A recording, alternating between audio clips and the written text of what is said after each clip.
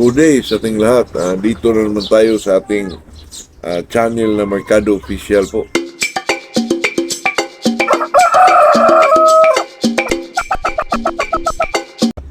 Maraming salamat.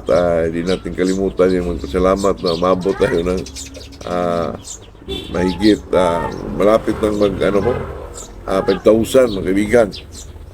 Itong Mercado Official naman ay pareho same lang sa puro manok pa rin mga kaibigan. Medyo iba lang yung buses ko mga kaibigan kasi masyado mainit sa hapon talaga. Bumibili ako ng mga manggamit sa brooder, ito mga kaibigan, itong net, pining screen at saka net pang ng mga lamok mga kaibigan. Talagang protektahan natin yung mga sisiw, yung palipat-lipat na brooder.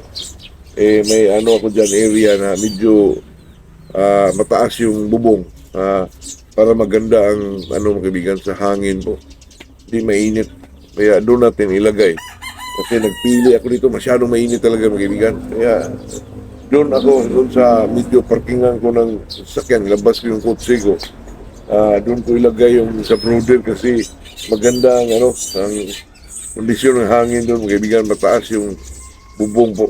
Yun lang. Medyo talagang magastos mga kaibigan. Lalo na pag hanap pa tayo ng panday pa mga kaibigan. Siyempre, kung tayo na may magawa, medyo hindi masyado maganda yung pagkagawa. Paano na lang natin mga kaibigan ipagawa para madali lang. Saka, itong pag-usapan natin mga kaibigan ay itong tungkol sa kabi, bakit nga ba lumalabas ito? Ano ang dahilan? Ito pag-usapan natin mga kaibigan. Bago natin ituloy itong, bago natin italakay ito, ay itanong at sagutin ko muna itong sagot ng isang subscriber natin na bakit daw hindi siya nasagot. Kasi kaibigan ay medyo malimutan din natin. Itong sagot niya ay itong tanong ng ating isang subscriber. Medyo siya, nagtampo. Si Bauya. Sir, itong tanong mo na ano bang dapat i-inject sa, pwede ba i-inject sa maliit na manok?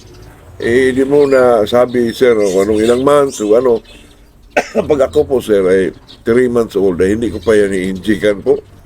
Sa akin lang yun. Mag-inject ako 4 to 5 months, pwede na yun. 0.25 or 0.3, pwede na yun, 4 to 5 months old. Pero, yung maliit na manok, sabi mo, ako 3 months, 2 months, hindi pa ako mag-inject dyan, mga kaibigan. Pero pag 4 to 5 months, pwede po yung Tiabix. Pero kung mag-maintenance ng mga kaibigan, maganda, bilamil po, okay na yun. Maganda lang itong Tiabix siguro, pwede naman yung Tiabix. Itong B22, mga kaibigan, maganda din yan. Pang-maintenance mo, pwede rin pag-conditioning. Maganda itong B22 sa 4 to 5 months old po. Injectable mga kaibigan, B22, maganda. Yun lang po. Pasensya na sir kasi alam nyo na minsan, marami kasi ding tanong dyan na hindi ko rin na nasagot kasi minsan hindi natin alam. At saka kung ano man, yun lang po, yun lang ang sabi ko dyan, sir. At saka itong usapan natin, itong kabi. Bakit nga ba lumalabas na, yung balik ko ang, mga kaibigan, yung daliri. Sa aking pagkakalam dyan, mga kaibigan, siguro makuha dyan sa, itong lalo na sa inbreeding, mga kaibigan, na maraming lumalabas sa ganyan po, yung tinatawag na deformities. Isa itong kabi, mga kaibigan, na, lumalabas dyan.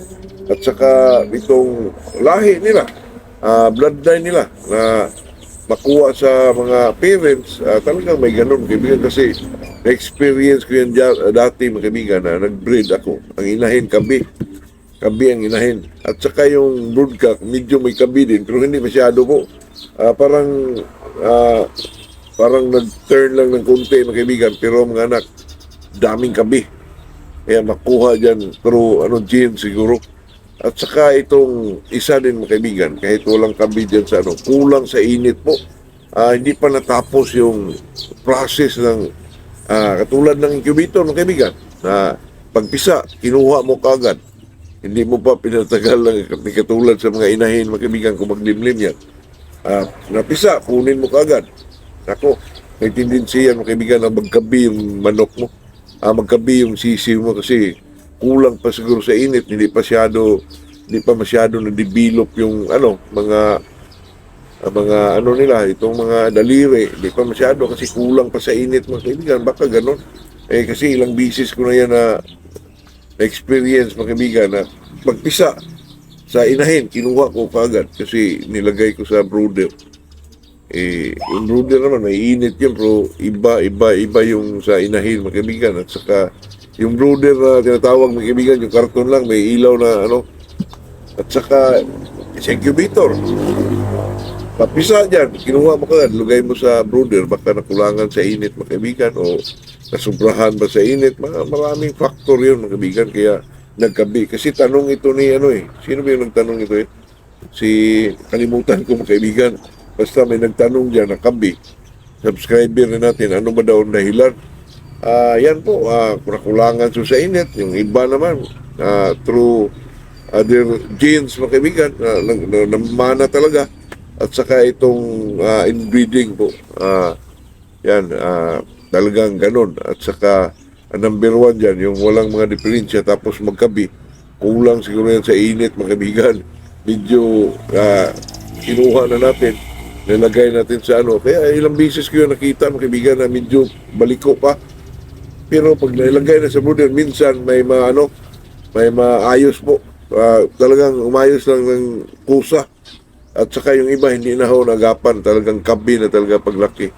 Ilang beses ko na yan na mga kaibigan, na lalo na sa mga hybrid na manok. Pero sa mga Bisaya naman, mga kaibigan, yung mga native na manok, wala naman akong nakitang kambi po. Dito lang sa mga hybrid, yung mga sweater, yung mga dyan, basta ito sweater. Kasi ang dami pong hawakan ko ng mga sweater mo.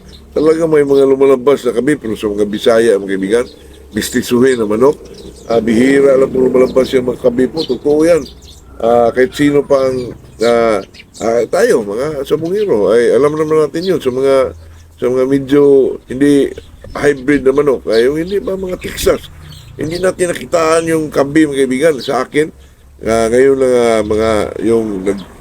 nakahawak na ako ng mga medyo mataas na lahi na po, yung yung mga Texas na nakikita ko yung mga kambi na yan, mga kaibigan. Pero sa mga Bisaya, sa mga dati pa, bata pa ko, nag-alaga ako ng mga manok Bisaya, hindi ko nakita ng kabi. Dito lang ako nag-experience sa tulad itong mga sweater po. Diyan lang po ako hindi ko lang alam kung bakit. Kasi naman, itong mga Bisayang manok, talaga nilimliman yan ng mga inahin po. Hinihintay natin na talagang maliksi na. Saka na natin, iba nga, ipasabay pa sa inahin, hanggang lumaki ng mga isang buwan, di ba? Wala tayong nakita sa mga Bisayang manok po na kabi. Dito lang tayo nakikita ngayon, mga kaibigan, sa mga sweater, bang itong mga bloodline na medyo tawagin ito yung hybrid, mga Texas ba, mga kaibigan? Kaya, totoo yan. Kahit kayo naman, naka-experience kayo dyan, mga kaibigan, pero sa mga Bisayang manok o manok Tagalog man, tayo nakakita ng mga kabi po. Hindi ko lang alam kung bakit. Talagang marami akong nakita na ganyan sa mga inbreeding po. Kasi nag-inbreed ako. Dati pa, mga kaibigan, ginagawa ko talaga yung inbreeding. Yan ang malabas na maraming kabi, mga kaibigan. At saka itong baluktot na mga puba po. Pero itong kabi, mga kaibigan, ay talaga siguro kulang sa init po. Siguro sa mga lang ito, sa mga hybrid na manok, sa Bisaya, mga kaibigan, manok Bisaya, wala tayong nakita masyado dyan. Yun lang po, yun lang ang may share natin dyan, na kabi ay talagang siguro nakulangan sa init, sa genes, sa mana, o sa inbreeding po. Ayan lang po, yan lang ang may share natin dyan, mga kaibigan. Good morning sa ating lahat po.